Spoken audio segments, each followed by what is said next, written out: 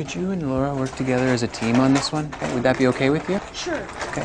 So Mike has $8. Is this Mike? Yeah.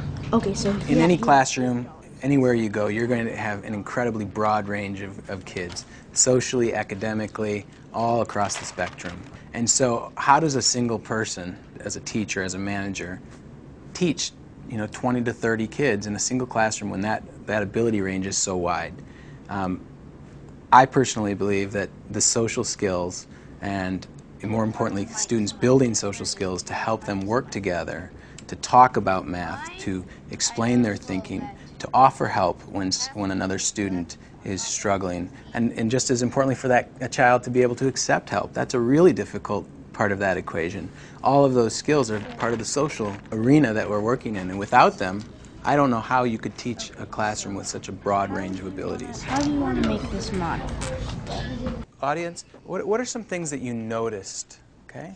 I kind of have a comment, but I think next time, Braden, because maybe you should spread it out, because when you first had like the red right there and then the green right there, it kind of looked like it was just 32. Well, I was thinking of it from like a side view. So if you're like down low, okay. but I mean, if still, I mean, you can kind of somewhat see Yeah. from my angle. Say we provide a math problem. Many students can find the answer very quickly. But can they explain the process that was happening in their mind? Can they explain it to somebody that doesn't understand it? You take a really gifted kid, for example, and you have them try to explain a multiplication problem, a very basic one. They know the answer like that. And try to have them explain it to somebody that it doesn't come so quickly to.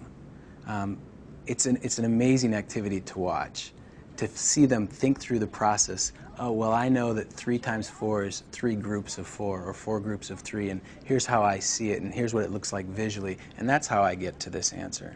It's an entirely different skill to be in tune with your own thinking. And so in order to do that in the classroom, those social skills need to be in place. 1, 2, 3, 4 plus 4 equals 1, 2, 3, 4, 5, 6, 7, 8, 9, 10. And you can write 10. Do you understand? Yes. Okay. Are you? I got it. How are you?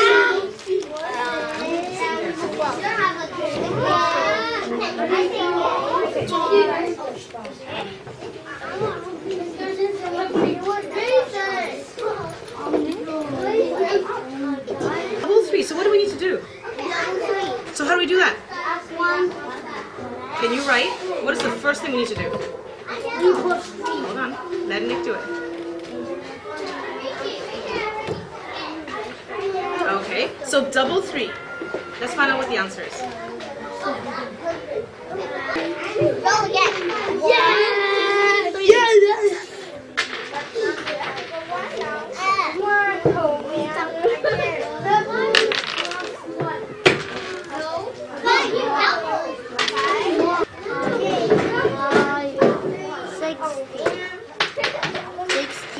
Six.